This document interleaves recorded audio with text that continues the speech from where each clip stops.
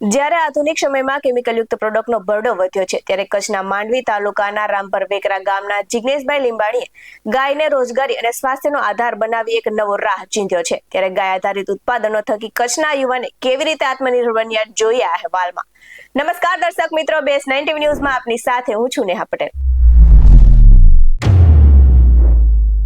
કેન્દ્ર અને રાજ્ય સરકાર જ્યારે વોકલ ફોર લોકલ અને આત્મનિર્ભર પર ભાર મૂકી રહી છે, ત્યારે કચ્છના માંડવી તાલુકાના રામપર વેકરા ગામના જિગ્નેશ લીંબાણીએ આ વિઝનને વાસ્તવિકતામાં બદલી નાખ્યું છે.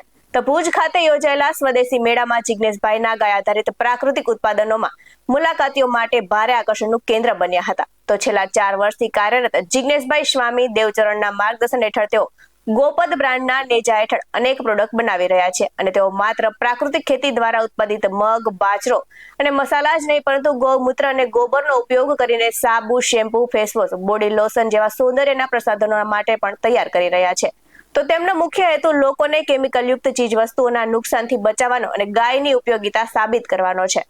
આ ઉપરાંત તેમને કોલ્ડ પ્રેસ તેલ એટલે કે સિંગ, તલ, કોપરેલ જેવા તેલો, દેશી ઘી, આ સાથે જ ગોળ અને ગૌમૂત્રનો અર્ક જેવી આરોગ્યવર્ધક ચીજોનું ઉત્પાદન પણ કરે છે. તો જિગ્નેશભાઈએ વધુમાં જણાવ્યું છે કે રાજ્ય સરકાર દ્વારા આયોજિત વિવિધ મેળા અને પ્રદર્શનોને કારણે તેમને આજે ફ્રીમાં વેચાણ માટે પ્લેટફોર્મ મળે છે, જેનાથી તેઓ સીધા ગ્રાહકો સાથે જોડાઈ શકે છે અને વચેટિયા વગર સારો નફો મેળવી રહ્યા છે. તો કચ્છનો આ યુવાન આજે હજારો લોકો માટે પ્રેરણાનો સ્ત્રોત બન્યો છે. ત્યારે સાંભળીએ તેમની મુખેથી તેમની પ્રતિક્રિયા. મારું નામ જિગ્નેશ દિનેશભાઈ લીંબાણી છે.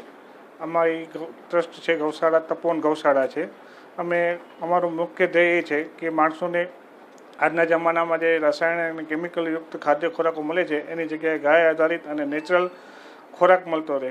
આનામાં અમારો મુખ્ય ધ્યેય નેચરલ ખોરાક મળતો રહે અને ગાય માતાનું જે અસ્તિત્વ છે અને ગાય માતાને આજે માણસો એનું મહત્ત્વ સમજે એના માટેનો અમારો એક મુખ્ય ઉદ્દેશ છે. અને આ અત્યારે ભુજ નગરપાલિકા દ્વારા 10 દિવસનો સ્વદેશી મેળો ચાલુ છે. એનામાં અમે વિનામૂલ્યે સ્ટોલ મળેલો છે. આના દ્વારા અમને લોકલ માણસોથી ડાયરેક્ટ કનેક્ટિવિટી થાય છે ને એમાં અમારા કોઈ પણ પ્રોડક્ટ છે એ અહીંયા વેચી શકીએ છીએ. અમારી ગૌશાળાની અંદર અમે શુદ્ધ ઘી બનાવીએ છીએ, કાચી ગાયણીના તેલ છે અને ગાય આધારિત ખેતીથી ધાન્યનું અમે ઉત્પાદન કરીએ છીએ.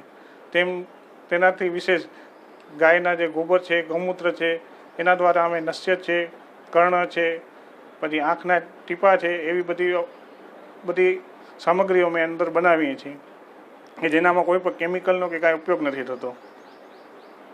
ને આ મેળા જે સરકાર દ્વારા થતા રહે છે એનાથી અમે ડાયરેક્ટ લોકોથી કનેક્ટ થઈએ છીએ અને આ મેળા પતી ગયા પછી પણ લોકો અમારો સંપર્ક કરીને ડાયરેક્ટ અમારી પ્રોડક્ટ ખરીદતા રહે છે.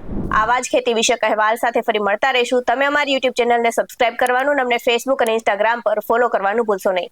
બાકી નવી અપડેટ્સ મેળવવા માટે આપ જોતા રહો બેસ 90 ન્યૂઝ. નમસ્કાર.